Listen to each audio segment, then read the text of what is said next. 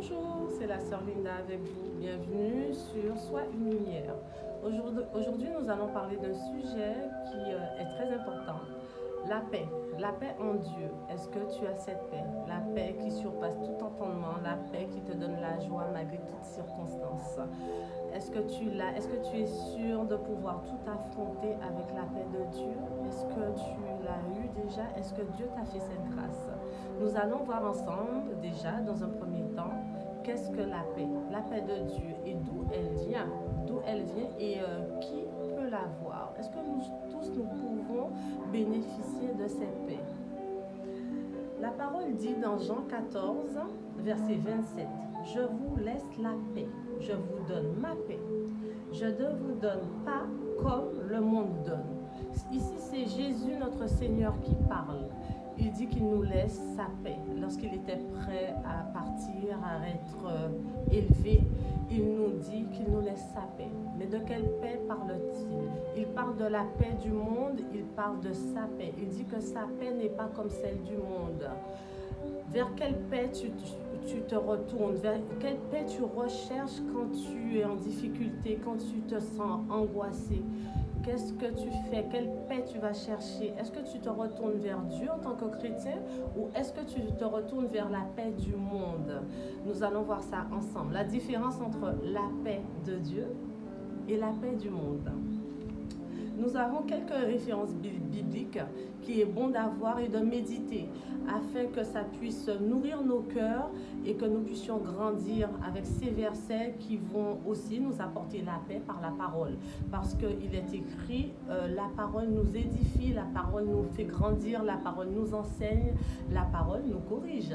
Donc nous avons besoin de cette parole, la méditer. Donc je vais vous mettre un lien où vous aurez des versets bibliques où vous pourrez les retrouver dans votre Bible tranquillement et puis méditer avec l'aide du Saint-Esprit. D'accord?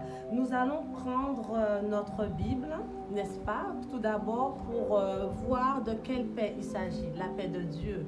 La paix de Dieu, une paix immense que nous pouvons tous avoir en tant que chrétiens.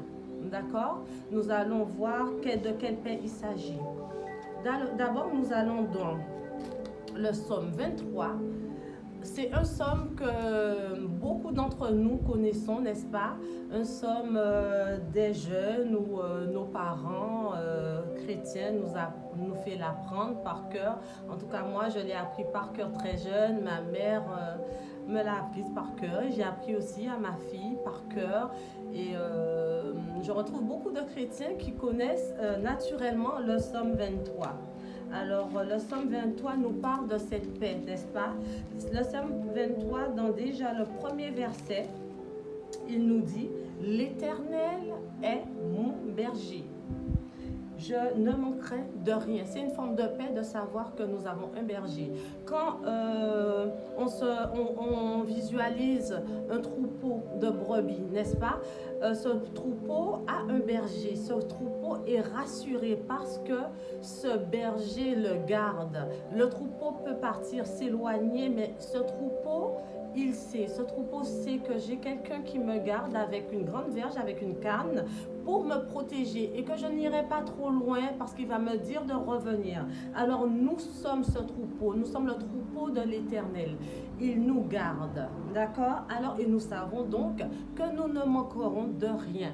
Nous sommes apaisés et assurés de ça. Donc c'est déjà une paix, n'est-ce pas? Vous me suivez? Il dit encore, il me fait reposer dans de verts pâturages. Ça veut dire quoi? Le troupeau, il ne va pas de lui-même dans un vert pâturage. C'est le berger qui l'emmène, qui le dirige vers un vert pâturage.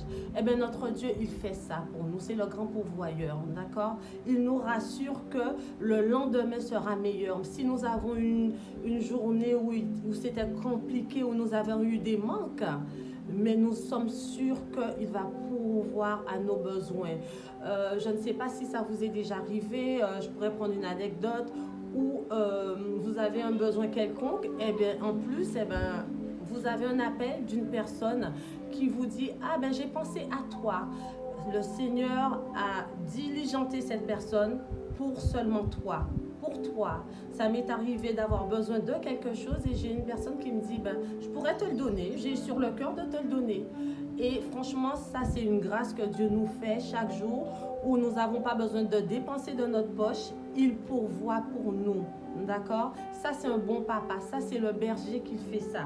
Donc, ça nous apaise et ça nous rassure. Le pâturage, un pâturage vert, il nous amène dans un vert pâturage parce que nous savons que nous pouvons compter sur lui. Nous aurons de quoi manger, nous aurons de quoi boire. Nous n'avons pas besoin de nous inquiéter de ce genre de choses. Vous comprenez ce que je dis? Il me dirige près des eaux paisibles. Les eaux de l'Éternel, ce sont des eaux où tu peux te baigner. Ce sont des eaux calmes, des eaux tranquilles, où il t'amène. Alors, Jésus même dit que si tu bois de son eau, tu n'auras plus jamais soif. Nous avons besoin de cette eau. Nous avons besoin de cette eau. Cette eau, c'est Jésus même. Cette eau, c'est l'Éternel même. Il nous dirige vers des eaux où nous n'aurons plus jamais soif parce que sa parole lui-même va nous remplir, va nous donner un bien-être et nous n'aurons pas de manque. Il va nous remplir de tout manque que ce soit. D'accord? Donc ça, c'est un premier verset où on peut comprendre la grandeur de la paix que Dieu nous donne sur plusieurs parties de notre vie.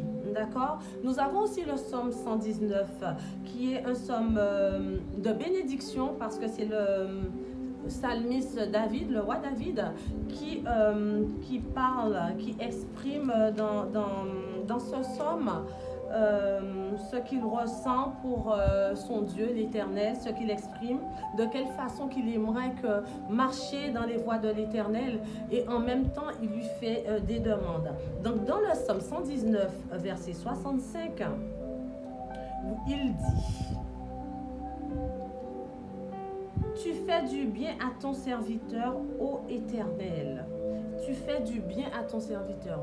Sachez qu'il nous fait du bien. Dieu est un Dieu il n'a pas de mal en lui. Tout ce qu'il va faire pour toi, ça va être du bien. Il va te sécuriser, il va te soulager, il va te guérir, il va te rassurer, il va te réconforter. Lui, il s'est rendu compte, David s'est rendu compte que Dieu lui fait du bien, n'est-ce pas? Nous allons aussi dans Deutéronome 31, verset 8. J'espère qu'avec moi, vous suivez dans vos Bibles et que je ne suis pas trop rapide. Le Deutéronome, c'est un livre où il y a beaucoup de bénédictions, où aussi il y a beaucoup de malédictions que Dieu exprime envers son peuple, n'est-ce pas? Et donc, dans le Deutéronome 31, verset 8, il dit: l'Éternel, il parle lui-même, il dit: l'Éternel marchera lui-même devant toi. Il sera lui-même avec toi.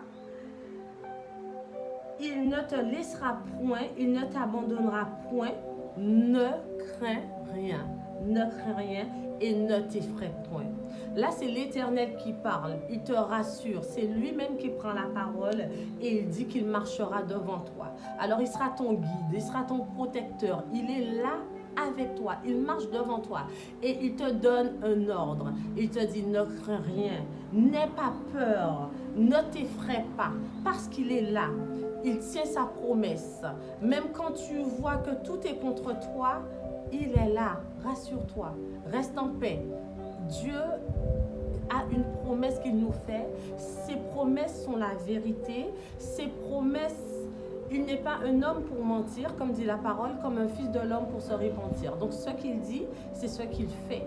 Il dit dans sa parole, il marchera devant toi. Donc ça veut dire il sera ton guide, il sera ton protecteur. Sois en paix, marche. S'il te dit marche, marche. S'il te dit marche les yeux fermés, marche les yeux fermés, n'est-ce pas? Ne crains rien, il ne t'abandonnera pas. La parole dit encore, ton père et ta mère t'abandonnent, mais l'Éternel te recueillera, n'est-ce pas? Il est là pour toi, d'accord? Donc ça, c'est la paix en Dieu. C'est la paix que donne Dieu pour nous, ses enfants. Nous, son troupeau, nous sommes ses enfants, nous avons cette paix, nous avons cette assurance envers tout tumulte, envers toute tribulation, envers tout problème quelconque, quel qu'en soit l'ennemi qui vient se lever devant toi, la forteresse qui vient se lever devant toi, sache que tu as l'Éternel et il t'a promis qu'il marche devant toi, n'est-ce pas? Sois en paix, sois rassuré de ça. Et avec cette foi que tu as en toi, de savoir que l'Éternel est en toi, tu vas déplacer des montagnes. Personne ne te fera peur et l'ennemi fuira devant toi parce qu'il verra en toi cette assurance. Et avec cette paix et cette foi, l'Éternel combattra pour toi. D'accord? Donc là, c'est la paix de Dieu qui est immense, qui est pendant toute ta vie, parce qu'il te l'a promis, au-delà même de ta vie, parce que tu as la vie éternelle en Dieu. C'est quelque chose de glorieux. Nous remercions le Seigneur pour ça, parce que ses promesses sont tellement bonnes pour nous. C'est vraiment un bon papa. Et je vous exhorte vraiment à avoir cette paix, qu'il est là. Même quand tu as un doute, repense à certains versets pour te rassurer qu'il ne peut pas t'abandonner. C'est impossible. C'est notre Dieu, c'est notre bon Papa céleste. Il a dit qu'on peut l'appeler Abba Père, Abba Père, qu'il est là. Ça veut dire qu'on peut lui dire, on lui tend la main, papa, aide-moi, j'ai besoin de toi. Et il viendra. Et puis Jésus lui-même, il nous a dit qu'il s'en va, certes, mais il nous laisse sa paix. Il ne nous laisse pas la paix du monde.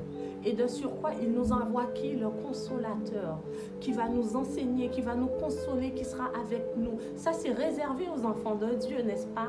Et nous l'avons envers tout. Nous allons continuer. Donc là, vous voyez comment la paix de Dieu est immense. Nous ne pouvons pas douter de cette paix. Nous allons maintenant parler de la paix du monde, pour comparer, parce que Jésus a parlé de sa paix, mais il a aussi parlé de la paix du monde. Et il a dit qu'il ne nous donne pas sa paix comme celle du monde. Donc c'est bien important de comprendre de quelle paix il parle quand il parle de la paix du monde. On y va ensemble. Donc nous allons prendre encore de nouveau notre Bible, dans le Psaume 60 et le verset 13.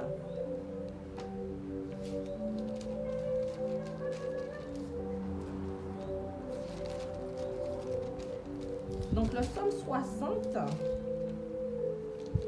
le verset 13, nous dit, donne-nous du secours dans la détresse. Le secours de l'homme n'est que vanité. Nous ne pouvons pas nous reposer sur l'homme. Tu as essayé peut-être un jour de te reposer sur un homme et tu as eu des déceptions. Tu as eu de grandes surprises. Parce que le secours de l'homme n'est que vanité. Ça veut dire que l'homme n'est pas Dieu. L'homme est comme toi. L'homme a le cœur que tu as.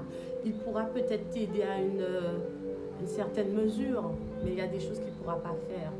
La patience que Dieu a dans les combats, lui, il ne l'aura pas. C'est-à-dire que tu pourras prier avec une sœur ou un frère pendant un temps, mais il a ses activités, il a sa famille, il a son travail, il est fatigué, il n'est pas Dieu. D'accord? Et puis il y en a tout simplement au moment où tu as des problèmes, qui balaient de la main tes problèmes. Ils ne sont pas intéressés par tes problèmes, c'est seulement la joie, la fête. Quand tout va bien, c'est là qu'ils te connaissent. Mais dans la difficulté, est-ce que tu peux compter sur eux? Le secours de l'homme n'est que vanité. Ce n'est pas moi qui dis. Nous prenons comme référence la parole de Dieu, la Bible, n'est-ce pas? Donc dans le Psaume 60, le verset 13, donne-nous du secours comme dans la détresse. Là, c'est le psalmiste qui demande à l'Éternel, donne-nous du secours comme dans la détresse, parce qu'il était conscient que le secours de l'homme n'est que vanité, qu'il ne peut pas compter sur les hommes. D'accord? Donc nous pouvons continuer encore dans le Psaume 62, où dans le verset 10, il dit, oui, vanité, fils de l'homme, mensonge, fils de l'homme, dans une balance, ils monteront tout ensemble, plus légers qu'un souffle. Vous connaissez un souffle? Léger, il s'en va aussitôt. Le secours de l'homme n'est que vanité. Il n'a pas de poids.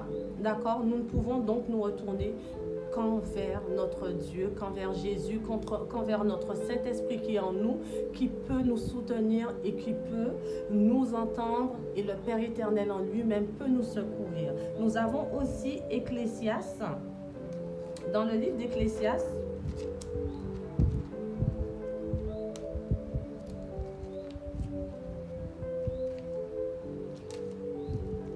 je prends un temps pour chercher dans le livre d'Ecclésiaste, où il est écrit que le secours de l'homme aussi également, on ne peut pas compter dessus. On ne peut pas compter parce que l'homme est vanité. N'est-ce pas? Donc dans Ecclésiaste, le verset 6, Ecclésiaste 6, verset 12, l'homme n'est que vanité. Nous ne pouvons pas compter sur l'homme, n'est-ce pas? Donc voilà, donc nous pensons très bien et nous avons compris que nous avons besoin de Dieu, de la paix de Dieu. C'est tout ce qu'il nous faut. Nous n'avons pas besoin d'hommes, nous n'avons pas besoin de matériel. Nous en avons besoin, oui, pour que ça soit utile. Mais en cas de souci, nous n'en avons pas besoin. Nous avons besoin seulement du secours de Dieu, tout simplement. Car Dieu donne du secours. Dieu donne la paix qui surpasse tout entendement. C'est Dieu qui le donne, n'est-ce pas? Nous avons alors, Dieu, on ne le voit pas, nous sommes d'accord. Dieu, il est esprit. Mais en esprit, tu peux rentrer dans la prière. En esprit, tu peux te confesser. En esprit, tu peux te confier à Dieu et il entend. Quand tu rentres dans le lieu secret qui est ta chambre et tu fermes ta porte, il est écrit qu'il rentre avec toi. D'accord? Et là, il vient te secourir. Peut-être ça peut être long, mais il viendra toujours te secourir parce que c'est Dieu et il est là pour toi. D'accord? Mais pour pouvoir prétendre à cette paix que donne Dieu, bien malheureusement, n'importe qui ne peut pas prétendre à cette paix. N'importe qui ne peut pas prétendre à cette paix. Il faut que tu sois enfant de Dieu. D'accord? Et pour cela, il faut que tu acceptes Jésus comme ton sauveur, ton rédempteur et ton Seigneur. Et là, il pourra te donner cette paix. Cette paix, parce qu'il va marcher avec toi, main dans la main, il va te rassurer, il viendra dans ta vie. D'accord? Et par le Saint-Esprit, il va t'enseigner, il va te parler, il va te guider. Nous allons dans Matthieu 11, 28.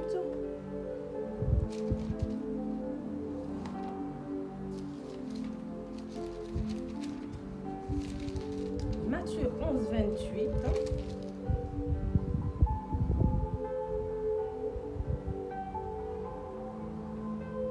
Où Jésus, il dit: venez à moi, vous tous qui êtes fatigués et chargés, je vous donnerai du repos.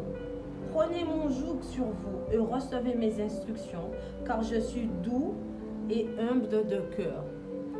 Venez à Jésus, il prendra tes fardeaux parce que tu es fatigué, parce que tu n'en peux plus, parce que tu as besoin de cette paix et tu ne la trouves pas, tu l'as cherchée partout, mais tu ne l'as pas trouvée. Là, Jésus, dans Matthieu 11, verset 28, il te dit: venez à moi, vous tous qui êtes fatigués et chargés, je vous donnerai du repos. C'est lui, il te demande de venir à lui, il t'appelle. Entends sa voix, il te dit: venez à moi, vous tous qui êtes fatigués et chargés, je vous donnerai du repos. Prenez mon joug sur vous et recevez mes instructions. Il te dirigera dans tes problèmes, il te dirigera dans tes circonstances. Il est là pour t'aider. Prenez mon joug et recevez mes instructions, car je suis doux et humble de cœur. Il va tout entendre de ta part parce qu'il est humble de cœur. Il ne va pas te juger parce qu'il est humble de cœur et il est doux. Donc pour ça, tu dois le recevoir puisque lui, il t'appelle déjà. Dans le verset, il t'appelle, il te dit: venez à moi. D'accord? Donc pour cela, je t'invite à faire une prière. Pour t'aider, je vais t'accompagner dans le livre de Romains, où il y a une forme de prière de salut qui va t'aider pour te confesser, pour faire cette prière, pour accepter Jésus et pour qu'il puisse venir dans ta vie et puis te ramener cette paix, la paix de Dieu. Donc nous allons dans Romains 10, verset 9. Romains 10, verset 9.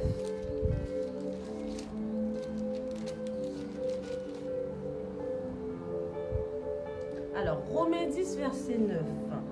La parole nous dit, si tu confesses de ta bouche le Seigneur Jésus, et si tu crois dans ton cœur que Dieu l'a ressuscité des morts, tu seras sauvé. N'est-ce pas une bonne nouvelle? Tu seras sauvé. Il te suffit juste de confesser de ta bouche que le Seigneur Jésus, que tu crois dans le Seigneur Jésus et qu'il est ressuscité pour te sauver. Car c'est en croyant du cœur qu'on parvient à la justice, c'est en confessant de la bouche qu'on parvient au salut. Mon frère, ma soeur, aujourd'hui c'est un grand jour. Aujourd'hui, Jésus t'appelle à venir te confesser, à venir à ouvrir ta porte pour qu'il puisse rentrer, pour qu'il puisse prendre ton fardeau, pour qu'il puisse prendre tout ce qui t'angoisse, pour qu'il puisse te donner cette paix. Il t'appelle aujourd'hui, il a envie de rentrer chez toi. Il voudrait que tu répondes, d'accord? Si tu es d'accord, nous allons faire ensemble cette prière, d'accord? Et par là, après avoir fait la prière pour que Dieu, Jésus puisse rentrer dans ta vie pour pouvoir te soutenir dans tes difficultés, dans tes problèmes, puis te porter cette paix, nous allons demander au Seigneur de nous donner cette paix qui dépasse tout entendement. D'accord? Vous êtes prêts? Allez, on y va. Répétez après moi. Jésus, mon Dieu, mon roi, mon sauveur, je confesse que je suis pécheur. Je confesse que j'ai marché sans toi. Je confesse aujourd'hui que tu es le Sauveur, que tu es mon libérateur, que tu es le Seigneur, que tu es mort pour moi sur la croix et que tu es ressuscité pour me sauver. Seigneur Jésus, rentre dans ma vie, viens dans ma vie, viens m'aider, viens marcher avec moi, viens me tenir la main, viens me donner la paix. J'ai besoin de toi. Pardonne mes péchés, pardonne tous mes iniquités et aide-moi dans la vie. Au nom de Jésus, j'ai ainsi prié. Nous croyons que par la foi, que Jésus est rentré dans ta vie maintenant. Et nous allons maintenant faire une prière pour la paix de Dieu. Donc, baissez la tête, nous allons faire la prière. Père éternel, Dieu vivant, Dieu de gloire, Dieu de bonté. Seigneur Papa, nous avons parlé sur la paix, ta paix mon Dieu, ta paix qui surpasse tout entendement, la paix que tu donnes Seigneur à travers toute difficulté, la paix qui nous fait marcher la tête haute, qui nous permet d'avoir la joie, peu importe la situation, tristesse, angoisse Seigneur Papa, tu es là, tu nous donnes la paix, tu as dit Seigneur dans ta parole, tu es l'Éternel, tu es notre berger, tu nous conduis vers de verts pâturages Seigneur, nous ne manquerons de rien Seigneur Papa. Jésus, mon roi, tu as dit dans ta parole, venez à moi, vous tous qui êtes fatigués et chargés, je vous donnerai du repos. Seigneur, bon Dieu, nous venons à toi, devant ton trône céleste, pour, Seigneur, recevoir cette paix. Donne-nous cette paix dans nos cœurs, Seigneur Papa. Efface toute douleur, efface toute tristesse, efface toute angoisse, Seigneur Papa. Et Seigneur Dieu, mon roi, donne-nous la paix, ta paix. Nous voulons recevoir ta paix et nous croyons, mon Dieu, mon roi, que nous avons reçu cette paix. Nous te remercions, Seigneur, pour cette paix. Nous te louons, nous te glorifions, nous te remercions. Reçois nos actions de grâce, Seigneur Papa, pour cette paix que tu mets en nous, Seigneur. Car nous savons que tu marches devant nous. Nous savons que tu nous tiens la main. Nous savons, Seigneur Papa, que tu es notre ombre à notre main droite. Nous savons que tes promesses, c'est la vérité. Car Jésus, tu dis, tu es le chemin, la vérité et la vie. Seigneur, merci. Nous avons reçu cette paix et nous te glorifions pour cette paix. Amen. Au nom de Jésus, nous avons prié. Alors, nous avons reçu cette paix. nous avons passé un moment dans la présence du Saint-Esprit, dans sa parole. J'espère que vous avez été tout enrichis et bénis comme moi je l'ai été. Donc, merci de m'avoir suivi sur ma page Sois une lumière. Au revoir et à bientôt.